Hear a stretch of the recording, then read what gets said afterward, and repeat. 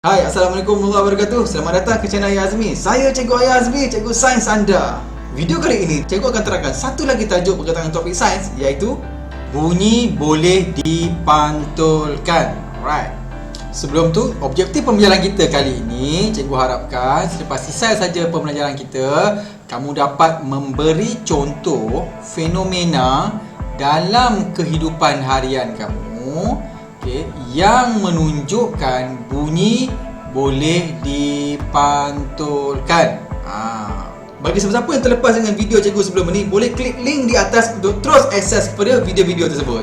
Selepas selesai saja kamu tonton video pembelajaran ini, kamu boleh terus jawab soalan uji minda yang cikgu sediakan pada link di description video di bawah.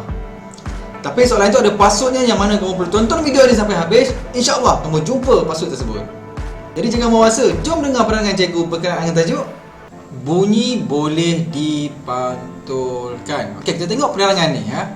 Faris dan keluarganya baru saja berpindah ke rumah baru. Okey, kosong rumah tu. Ketika dia bercakap di dalam bilik yang kosong, dia mendengar semula suaranya. Okey, nampak ni. Okey, ni Faris. Dia cakap, "Hello, hello, hello." Ada berulang-ulang suara Faris. Kenapa perkara itu berlaku? Okey, kita tengok penerangan cikgu ni. Apabila bunyi terkena pada suatu permukaan yang keras, bunyi terkena pada suatu permukaan yang keras, bunyi akan dipantulkan semula. Maksudnya bunyi itu boleh dipantulkan semula macam tu. Toing. Okey, dia terkena pada lantai ke, terkena pada dinding, terkena pada siling. Asalkan dia keras, bunyi itu akan dipantulkan semua. Jadi sifat bunyi yang seterusnya, bunyi boleh dipantulkan. Okey. Bagi siapa-siapa yang belum subscribe channel cikgu ni, sila klik butang subscribe di bawah untuk terus dapatkan video-video terbaru daripada cikgu. Alright. Okey, tengok gambar ni. Gambar ni menerangkan pantulan bunyi. Tengok ya. Dia keluarkan suara kan. Okey, arah bunyi bergerak di sini. Bunyi itu pergi dan bunyi itu akan dipantulkan semula apabila terkena pada permukaan keras. Gelombang bunyi ini dipantulkan semula. Ini arah bunyi bergerak, arah pantulan bunyi dia pergi balik pada sumber bunyi tersebut. Asal daripada sini, daripada Faris, bunyi itu dikeluarkan, arah bergerak, lepas itu dipantulkan semula pergi kepada Faris. Sebab itu Faris boleh mendengar bunyi suara dia semula. Okey. Itu penerangan ringkas berkenaan dengan pantulan bunyi. Sekarang ni kita tengok contoh lain pula. Okey. Perhatikan contoh pantulan bunyi yang lain di sekeliling kita. Kita tengok contoh yang pertama ni. Okey. Menjerit di dalam gua. Okey, gua kan keras kan, batu kan, banyak ruang-ruang yang keras di dalam gua kan. Jadi apabila kita menjerit dalam gua, suara kita tu akan dipantulkan semula dan bunyi suara kita akan dipantulkan semula. Ini contoh fenomena yang berlaku di sekeliling kita, menjerit di dalam gua. Okey, yang seterusnya kita tengok menjerit di dalam dewan yang kosong. Okey, dewan kosong. Ini dinding dewan ni apabila kita jerit, suara kita akan didengari berulang-ulang. Sama macam kejadian dalam gua ini. Okey, nampak Seterusnya kita tengok penerangan ni pula ya. Fenomena pantulan bunyi. Pantulan bunyi berlaku di sekeliling kita. Tengok contoh yang tadi kan. Okey, pantulan bunyi digunakan oleh manusia dan haiwan. Rupa-rupanya bukan sahaja manusia yang menggunakan pantulan bunyi ya. Haiwan juga terlibat juga dalam pantulan bunyi dengan pelbagai cara. Apakah fenomena pantulan bunyi yang berlaku di sekeliling kita selain daripada contoh-contoh yang tadi tu? Okey, kita tengok contoh yang pertama ni.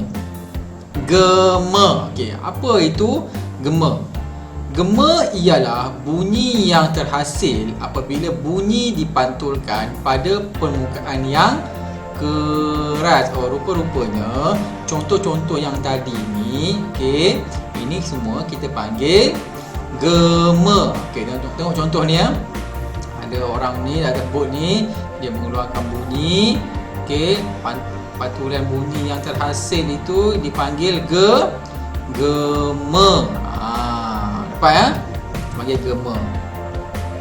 Tengok fakta sains ni.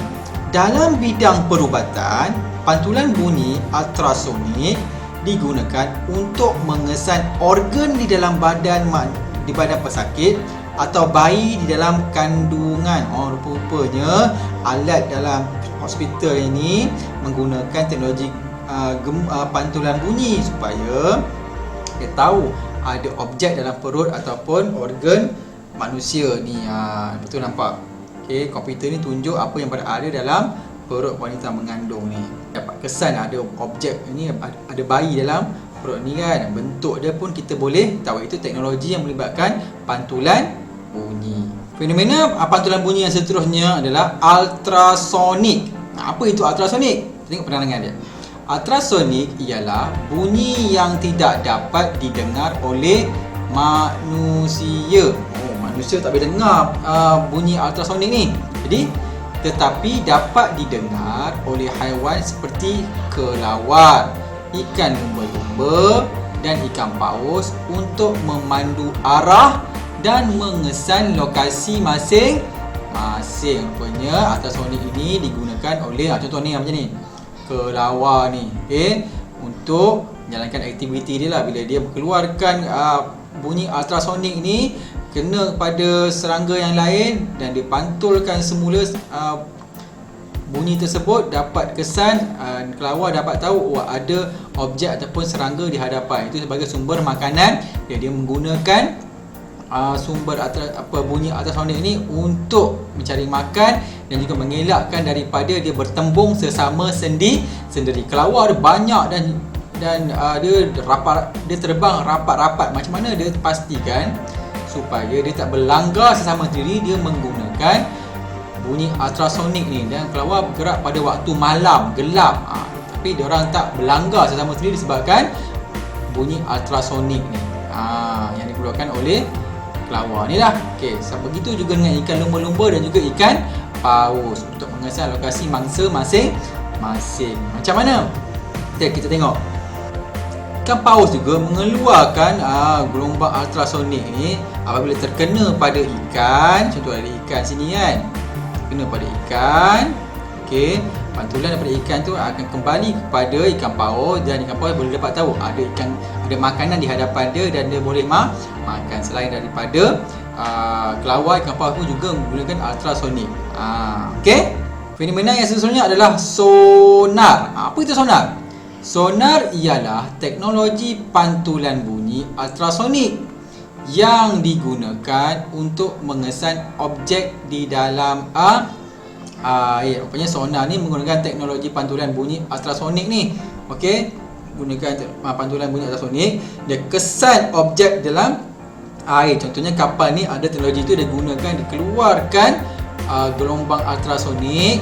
Okey, disebabkan hanya haiwan saja boleh mengeluarkan gelombang ultrasonik, jadi manusia mencipta alat sama macam haiwan juga boleh keluarkan gelombang dan pantulkan, dan gelombang itu akan dipantulkan kepada kapal untuk mengesan objek-objek di bawah laut, di dalam laut ni, untuk kesan-kesan kapal karam, untuk mengesan haiwan-haiwan dan benda-benda yang di bawah dasar lah menggunakan teknologi sonar ini.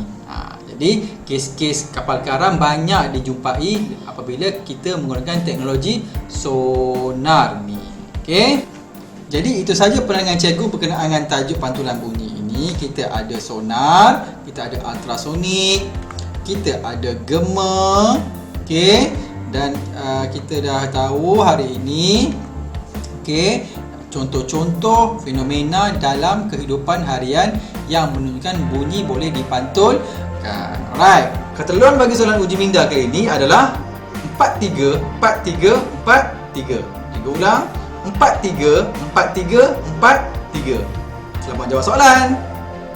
Jadi kita akan jumpa pada tajuk yang seterusnya, iaitu memerihalkan bunyi yang berfaedah dan bunyi yang memudaratkan dalam kehidupan harian kita. Okey? Sekiranya kamu mendapati video ini memberi manfaat dan memahamkan kamu berkenaan tajuk ni, sila tekan butang like, share dan komen video ni untuk terus bagi semangat kepada cikgu bagi menghasilkan video-video yang terbaru setiap minggu. Bagi siapa yang belum subscribe channel cikgu ni, sila klik butang subscribe di bawah untuk terus dapatkan video-video terbaru daripada cikgu. Alright? Sehingga kita jumpa lagi pada tajuk yang seterusnya. Saya Cikgu Ayah Azmi, Cikgu Sains anda. Bye-bye.